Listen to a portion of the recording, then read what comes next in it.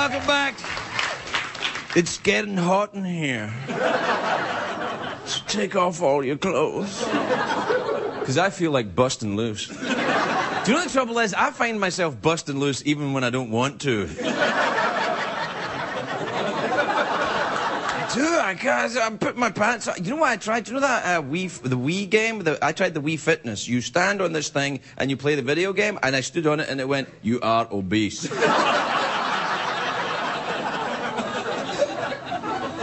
I know! My first guest today is a comedian. He's author of the new book, How to Really Stink at Golf. He's the host of Are You Smarter Than a Fifth Grader, which is on Fox, but it's good. Take a look at this. Budapest is the capital of what European country?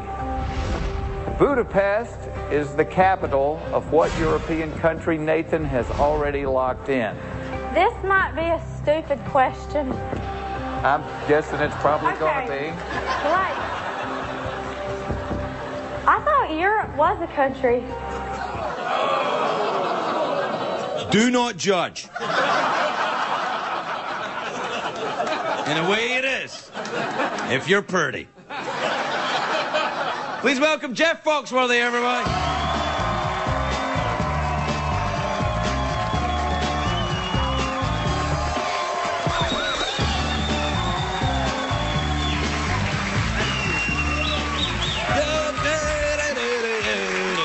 Welcome, Jeff. I'm fine to see you. You need to come do the fifth grader show. Do you know, I don't know, I actually don't know if I know the country Budapest is the capital of. What was it? Hungary. Hungary, yeah, that's right, yeah. Yeah, but she didn't know Hungary was a country either, so...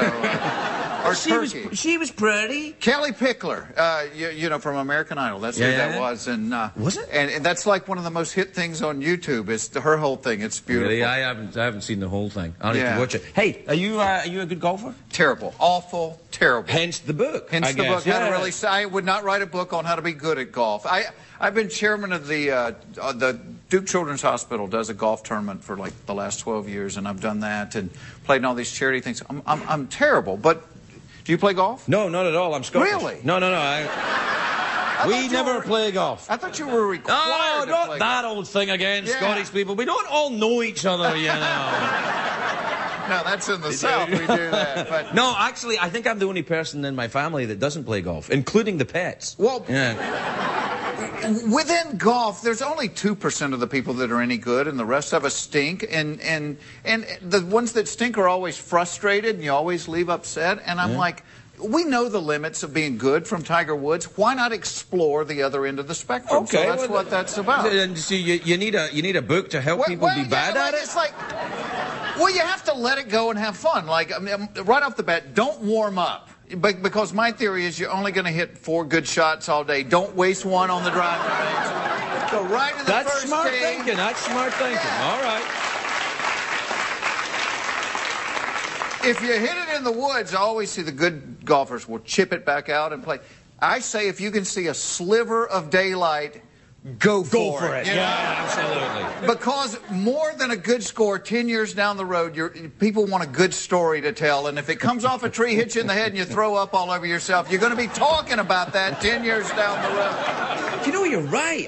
That's my whole life is based on that. Yeah, you've got some good stories. Well, and you don't even remember half of them. I know. That's the truth of it. My dad, when I was playing pool with my dad, he would always hit the ball really hard. And I would say, Dad, if you just tap it, it's going to go in the pocket. And he went, I don't care about putting the ball in the pocket. I like the noise that it makes when it rattles off the side. He was playing his own game. Don't you think maybe you're playing your own game here? I think I probably am, but it's much more fun this way. Yeah, do you wear those little outfits like the little pink pants and all that kind of golf course? Rednecks don't wear it. My country club has a sign up front that says "Truckers Welcome." You know, it's no, I don't do all that. Now, what the redneck thing? You know, you might be a redneck if you know my people are the original rednecks. I was going to ask you. You have rednecks, right? Yeah, well, of course. The Scots Irish going down to the south. That's what were the original rednecks. We came over in trucks. That's what happened. We give that all that. Well, I've always defined it as a glorious absence of sophistication. That's my people. about who the first people to come to the United States, they weren't sending the top of the pecking order over, That's you know? right. It wasn't like, I say, Lord Percy, let's go to America. Capital idea. No, it wasn't that. No, it's somebody hanging off the front of the boat going, woo, yo, watch this, you know? It's...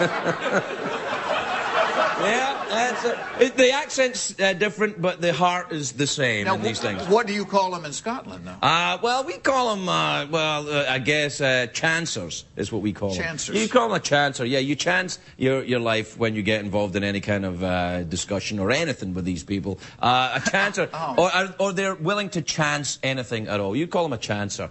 Or maybe just a redneck. You can call them a redneck. Because we speak English over there, and we don't all know each other.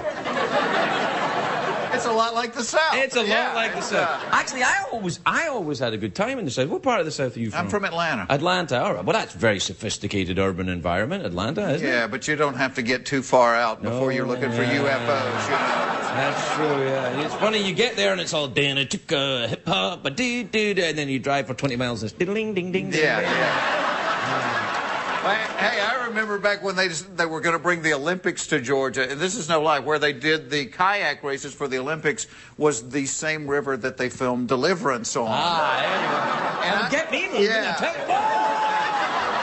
Well, that was my thought. I thought, you know, if Ned Beatty can't make it down this thing in one piece, what chance does a Frenchman have in a pair of bicycle pants?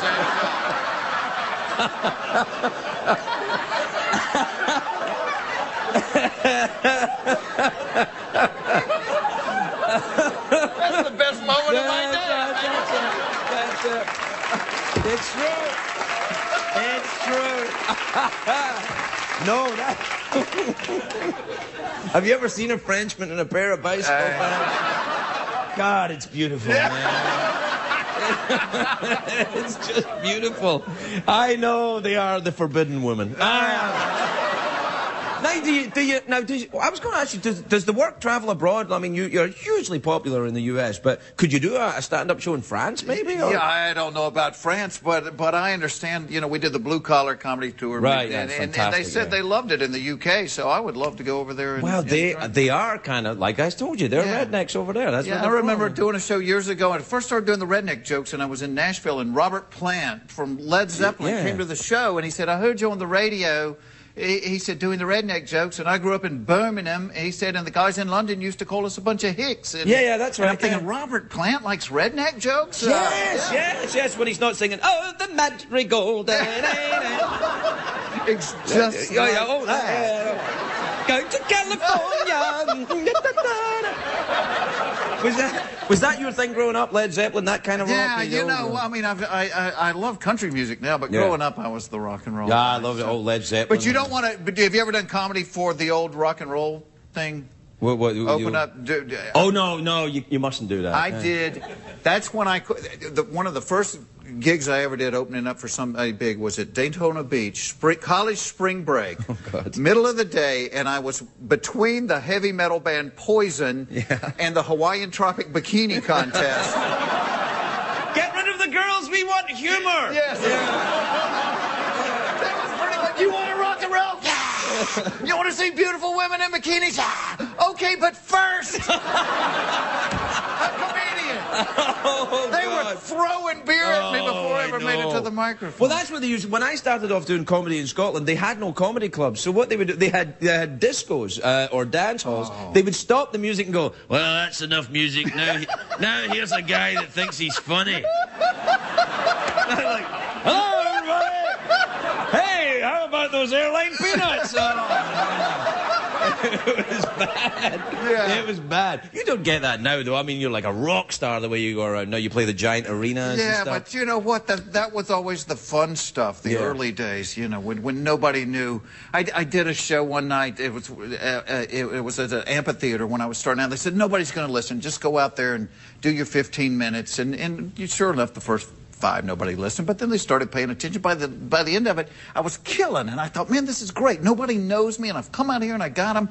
And I walk off the stage, and the MC runs out to the microphone and goes, ladies and gentlemen, how about another hand for Jerry Farborough? We got to go. We're out of time. But, ladies and gentlemen, how about another hand for Jerry Farborough?